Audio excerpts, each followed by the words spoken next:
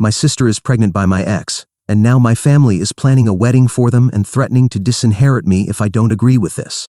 My sister got pregnant by my loser ex, that's the truth. It couldn't have been said better. My ex, 27, and I, 24, dated for 2 years, after which I introduced him to my family.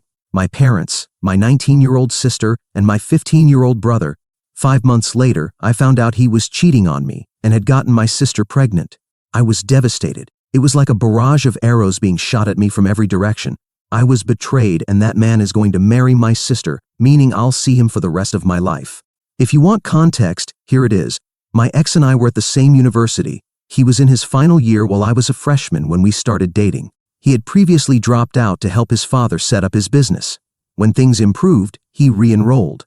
After 2 years of dating and 4 years of knowing each other, I took him home. Everything was happy and fun. We spent the night in my hometown, went to a local bar with my siblings. I didn't notice anything wrong between my sister and my ex. That was 2 years ago. My sister was 17 at the time. We went back the next day, and everything continued as normal. My ex and I didn't live together. He lived with his brother while I lived with a friend from school. This was better than living with my ex, since his job involved traveling. He also frequently traveled to his hometown to oversee his father's business. I told my parents about this, and they were furious. My mom slapped my sister across the face. She had always been problematic. She dropped out of school at 14, ran away from home twice at 15, and now got pregnant by her sister's boyfriend at 17. She hadn't told our parents yet, but when they found out, they immediately looked at the ultrasound, and it turned out she was 7 weeks pregnant. She confessed that my ex used to travel 2 or 3 times a month to see her, and they would spend the night at a hotel. The infidelity shattered my soul. First, because I was betrayed by 2 people very important in my life, and second, because I was in a serious relationship with my ex. I had never had a boyfriend before. I'm a pretty studious and boring girl. While my studies benefit me in many ways, like a full scholarship to university, they have deprived me of a social life. While I was still processing my heartbreak, my mom told me they were planning a wedding for my sister and my ex. This was another blow to me. I yelled at her, saying she was still supporting her. She said that no matter what, they weren't going to abandon her in this situation and would do everything to cover up her mess. She said, "I know it hurts you, sweetheart, but do we have another option? We can't get rid of the baby, it's a sin. We can't let the baby grow up as a bastard, right? We have to marry them." I talked to his parents, and they're coming this weekend. She hasn't started showing yet, so we can do it in the church instead of a quick courthouse wedding. I got up and started packing my things to leave. I couldn't just stay there and accept all the crap they were saying. She stopped me and said, "You can't leave. It's your only sister's wedding." I was stunned. How could she even ask me to attend the wedding of the person who slept with my boyfriend? She said, "That was in the past. In the current situation, she's your sister, and you have to attend her wedding because we don't want to answer people who would question your absence." I replied, "Seriously, Mom? Your daughter got pregnant by her older sister's boyfriend, and you're worried about people questioning my absence at her wedding? You seriously need to align your priorities." She said she didn't understand these complexities. In her eyes, my ex was now my sister's future husband, the father of her child, and my brother-in-law. What the hell? I felt disgusted to my core. I said I wouldn't give in to their pressure and was leaving. She called my dad and asked him to come home quickly to teach me a lesson. I was about to leave before Dad arrived. I said that if I left, I would be disowned and should never show them my face, even if they died. I said, "Sure, if you're going to support your despicable daughter over me, then I'll cut all of you out of my life too, and you should never contact me again." On the wedding day, many friends and relatives called and messaged me, asking why I hadn't shown up at my sister's wedding. I didn't respond to any of the calls. One of my cousins, who is close to me, told me that my parents, especially my mom, told everyone I didn't attend the wedding because I was jealous that my younger sister was getting married while I was still single. My blood boiled when I heard this. Quite unusual for me, I went to Facebook and wrote a detailed post describing how my sister got pregnant by my boyfriend and how my parents were marrying them to cover everything up. I attached my pictures with my ex in the post to prove my point. My phone blew up after that. My parents sent me threatening messages to take the post down. I removed it, but after a week. However, they said I had brought shame to their house. To cover up one lie, they told another that I made a false accusation out of jealousy because my ex found my sister more attractive and fell in love with her.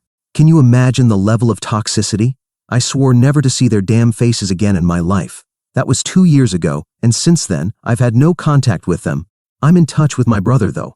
He contacted me after that and apologized for not supporting me. I told him it was okay. He was only 13 then. He told me that my parents had organized a lavish wedding for my sister with their savings.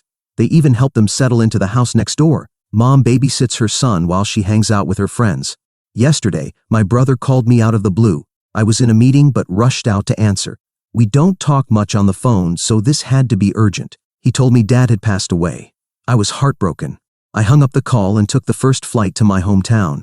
I arrived but didn't know where to go. My mom had asked everyone not to inform me because I didn't deserve to attend his funeral. She still holds a grudge against me.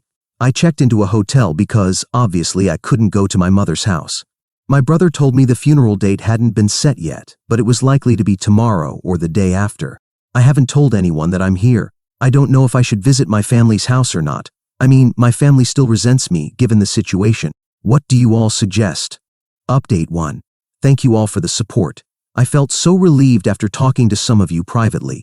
Some of you commented that I was afraid my family would gang up on me, which is why I wasn't going. You're right, I feared they would attack me. I can't fight them if they unite, and I obviously don't want to create a scene in front of my father's lifeless body. Somehow, I mustered enough courage and told my brother I was in town. He insisted I attend the funeral and assured me he'd stand by me if something happened. I thanked him for his protection but said I thought I could handle it. I hadn't done anything wrong that I needed to hide, so I attended the funeral. My brother was waiting for me. We hugged and cried. My mother and sister shot me hateful looks. My sister yelled at my brother, demanding to know why he called me. He shouted back, saying that our father was all we had, and I had a right to attend the funeral. Her argument was that I had vowed to cut ties with them and therefore should not be allowed to attend the funeral. My sister nearly kicked me out, but my uncle and brother stood up for me. I saw my ex standing in a corner, holding his child, watching the drama unfold. My father might not have been the best person, but he was my dad, and seeing him lifeless was the most emotional moment of my life. I broke down, but no one except my brother was there to console me. I was about to leave after the funeral when my father's lawyer told me to visit his office the next day for the reading of the will. I said I wasn't interested, given my past relationship with my family. I didn't expect anything good from the will. He said my father had left me a letter which piqued my curiosity, so I decided to stay. The next day, I showed up at the lawyer's office with my brother. My mother came toward me, asking why I was there and told me to leave. She called me names and said I was only there for my father's money. I told her I didn't need the money. My father left me a letter, and I was there to collect it.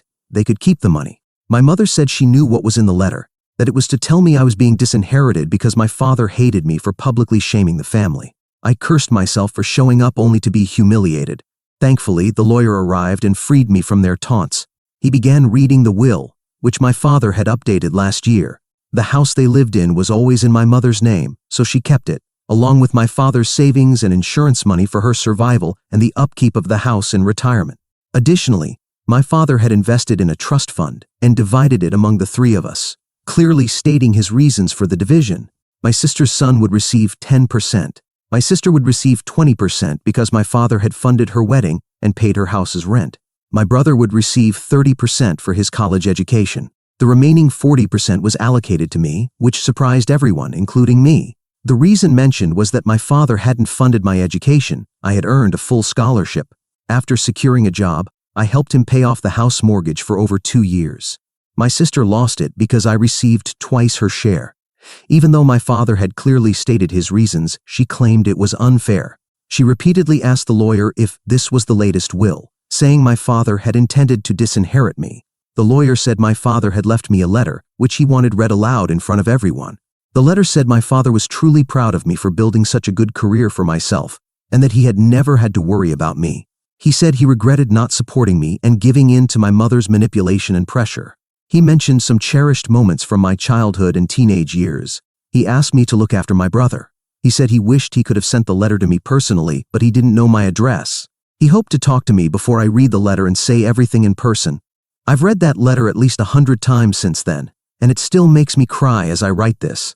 My sister and ex stormed out of the room midway through the letter. My mother stayed and cried. I sobbed like a baby while hugging my younger brother. I was supposed to fly back in the afternoon, but my brother insisted I stay. So I stayed for a week, catching up with him over lunch and dinner, talking about life and random things. He's finishing high school this year and plans to move out for college. Honestly, I'm worried about him. Once I leave, my mother and sister might lash out at him for supporting me. but he says he's old enough now to handle whatever nonsense they throw at him. I'll update if anything happens. Otherwise, this is the end. Update 2. I returned from my hometown after a week and found a notice in my mailbox. My sister had contested my father's will in court, claiming there was a typographical error by his lawyer.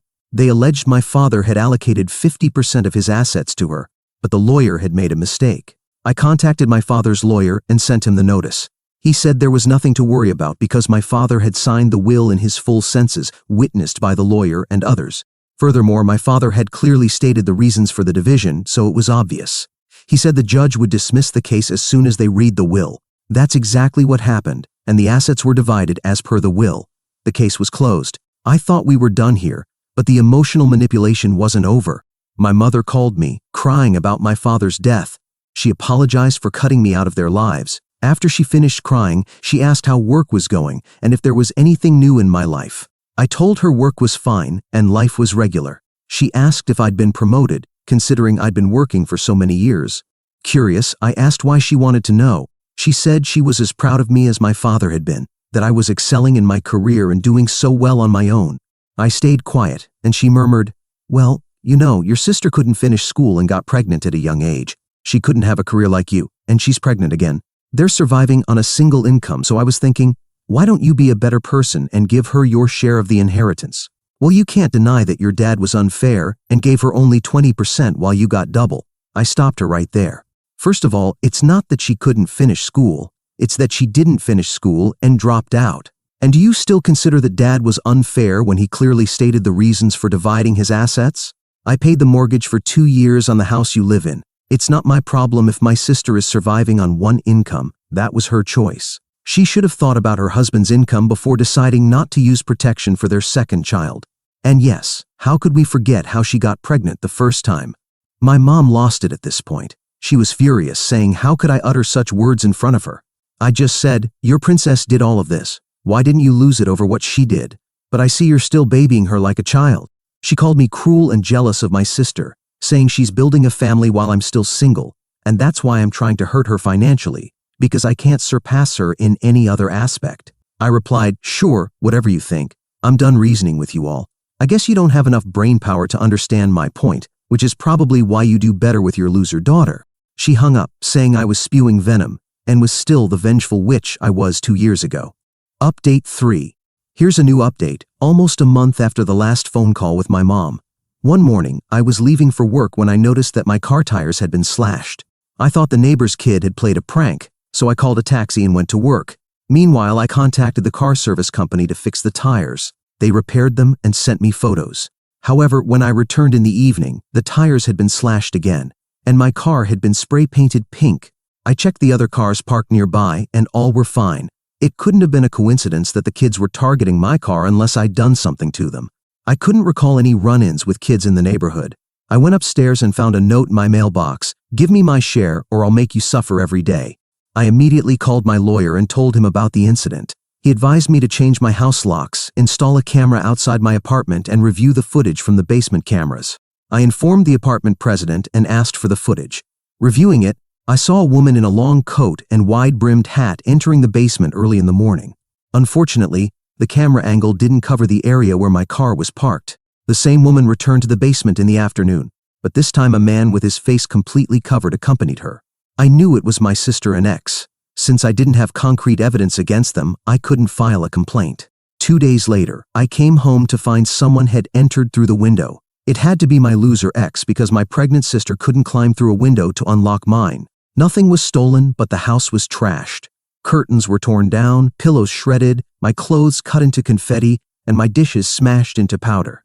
I can't explain how terrible I felt. It wasn't about the money, my home is insured, but the hate they have for me is evident. This required a police report. Officers came, took notes, and asked if I suspected anyone. I told them about the car incident, the mailbox note, and my history with my sister over the inheritance. The odds slightly favored her because she was pregnant. It took a lot of effort and circumstantial evidence to implicate her. The police let her off with a fine and a warning not to bother me again. She confessed to being responsible for everything and not her husband. She said she was jealous of me over the unequal inheritance division and blamed her hormones for her inability to control her rage. She had to give the police a written assurance that she wouldn't harass me again. I accepted this because I'm exhausted. This isn't the only thing in my life. I have a career and a life. But I warned that if it happened again, I'd take drastic measures. My brother told me he overheard Mom talking to my sister, praising her for taking the blame because her husband would have faced a higher fine or possibly jail time. I can't believe they did this to me. It hurts to think I never wronged them, yet I'm treated this way. It makes me question whether karma truly exists. If it does, how do these people keep escaping it? Update 4. I don't know if this is karma, but there's some justice in what happened to my sister and my ex. I knew she was still bitter about my inheritance share, so she wouldn't stop with what she did to my apartment. The only difference is that now it would end badly for her. The idiot decided to continue her harassment with threats by mail. She sent me packages with threatening letters, even including stuffed toys from my childhood that were still at my parents' house, all torn up, like some mafia message. Clearly, she watches too many movies. The letters were handwritten, making it easy to trace them back to her. Some were co-written with my ex, and their handwriting was compared to letters he wrote to me when we were still dating. At least it was useful to have kept those things, which I didn't even realize I had. They were in a box I hadn't opened since moving to this apartment. My sister thought she'd get away with another fine, thinking it was worth the risk to reclaim the inheritance. But now the police weren't as lenient with her, or her husband. Things became more legally complicated for both of them. I imagine her trying to strike a deal with the police to throw her husband under the bus, like in the movies. But she wouldn't be that stupid, or would she? Meanwhile, my mom hasn't stopped trying to contact me using other numbers since I blocked her, begging me to help with my sister's case because she's pregnant and blah blah blah. But I think I've made it clear enough that I won't. At least I can see this as an end for me. Whether that's good or not, time will tell, as even if she goes to jail, it won't be for long, I imagine, and I don't know what she'll do afterward.